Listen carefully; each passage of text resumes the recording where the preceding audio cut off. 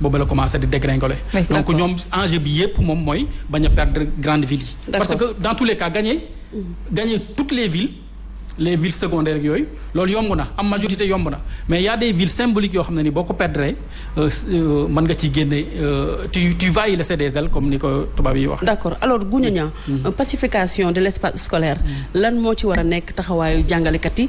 ci discours bi itam wax nañu ci qualité de l'enseignement mais surtout une éducation qui correspond à notre réalité tey mu mel ni yéen tamit xalif bi daf leen interpeller. waaw moom laay wax maam góor su waxee ne que ne Kéba Mbaye ak yeneen juges yi wax nañ ne que ne bu nguur gi le Sénégalais est fatigué mais il me semble que ne chef religieux yi démb xalif bi exactement loolu la ñu wax mais ñoom seen wax dañ koy wodd waaye li ñu wax en résumé mooy sénégalais yi sonn nañ te état bi dafa war a jël ay mesures ci loolu léegi nag pour problème mu école bi li ma ci mën a wax moom mooy mënuñu ko régler est-ce que xam nga ne mercredi passé G20 boole wuñu ko woon ci négociation yi mais mercredi bii passé nous étions à la table de négociation est-ce que xam ngeen loolu te man bi may jógee sama kër en tant que coordonnateur du G20 dama ne sama jabar préparel ma sama drap parce que tey. mais lan moo tax loolu parce que y a de fortes chances ma dem prison. est-ce que du yéen peut-être que réalité bi moo tax xëy na dugaluñ leen ci yenn yi. waaw déglu ma dama ne la fekkee nañu négociation yi ñun dañu fekkee négociation yu le 13 octobre passé. parce que dañu dem ba benn moment li ma la wax nii moom la ñu appliqué lépp loo xamante ñun siifee nañ ko dootuñu ko discuter mu ñuy loolu la ñu décidé. dama ne la mercredi bii passé ñun suñu bopp monitoring bi ñu ngi woon toog ministres yi toog yeneen syndicats yi toog ñu discuter ba mu jeex te loolu mooy wëy li tax muy wëy moom mooy dañ ko teg ci fu wóor mënuñu signer protocole d'accord ba pare ñu koy suivre ñun duñu teew ñu mën nañ d'accord mu am négociation yu bees ñu discuter ko ñu siife ko ak ñeneen ñu discuter ak ñoom mais loo xamante ni ñun ñooy porteur bi ñun ñooy bénéficiaire bi ñun ñoo ko xeex ba mu am mais mënuñu ko suivre te ñun duñu teew kooku c'est élémentaire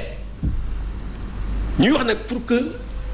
jàng bi daal loolu la ñu war a njëkk a régler c'est-à-dire que ñi war a teew point bu ñu discuter ñi nga xamante ne ñoom la concerné ñoom la regarder ñu discuter ko ak ñoom la deuxième chose moom mooy ñu teg école bi ci yoon moom mooy non seulement passif bi nga xamante ne am nañ ko njàngalekat yi ñu def ko mais système de rémunération bi ci ëppam ñu revoir ko problème mu décisionnaire yi muy question boo xamante ne question aussi d'injustice la ñu régler ko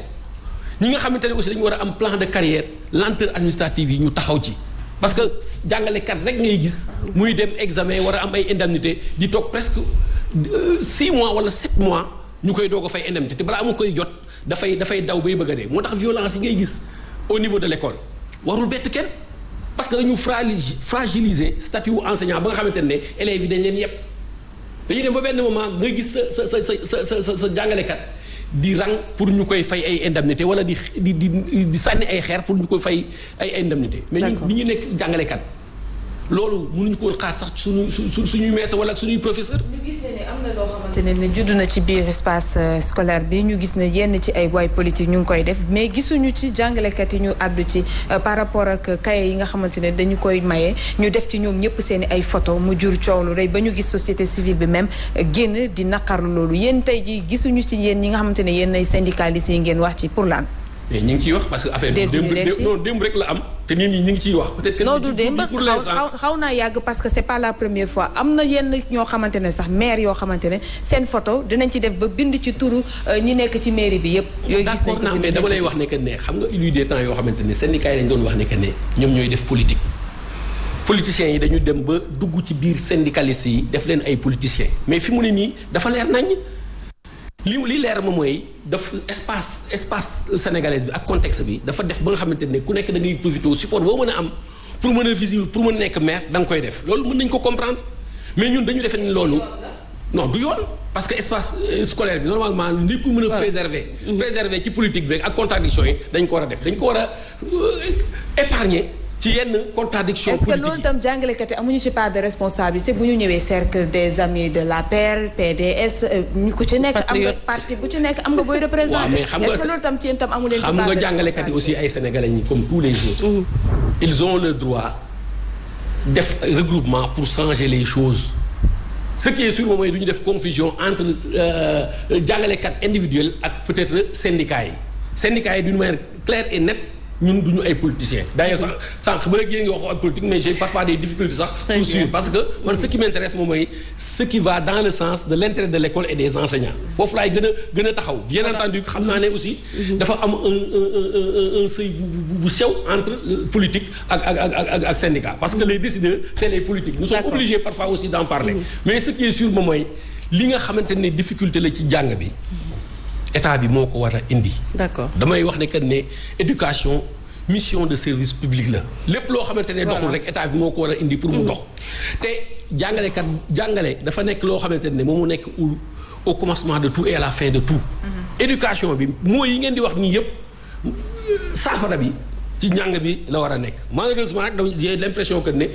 état bi jëppam xamul enjeu boobu. voilà li ñu joxoon ci waxtu jeex na romb nañ ko sax daanaka waxtaan wi rek moo amoon solo donc waxtaan bi grand jeex na Mame Ngor Ngom amoon nañ mbégte lool dalal la di fàttali rek ni journaliste nga nekk analyste politique nekk itam écrivain fan yee ñu passé rek nga génne benn livre mu tudd billet de salon di wax na ko sénégalais yëpp dem jëndi grand Mame Ngor loolu ngay tàggoo balaa ñu yëkkati jotaay bi. merci di leen sant rek di leen gërëm ci invitation bi di gërëm di wax ne aussi li mu taxawee moom yàgg na ci donc enseignement dafa am solo parce que c'est la base éducation dafa am solo c'est la base donc au-delà des trucs factuels je pense que war na noo mën a dem ba xoolaat sax enseignement bi parce que ñun parce que mënuñu continuer ni ñu daan jàngee daaw ak daaw jéeg ñu continuer di ko jàngale xale yi parce que adduna dafa changé jamono soppeeku donc il faut ñu xoolaat ko xool ni ñuy jàngale contenu bi ak contenant bi yëpp dina am solo dina am solo. bu ñu yow it amoon nañ mbégte loolu dalal la ci seen show nga nekk coordonnateur G20.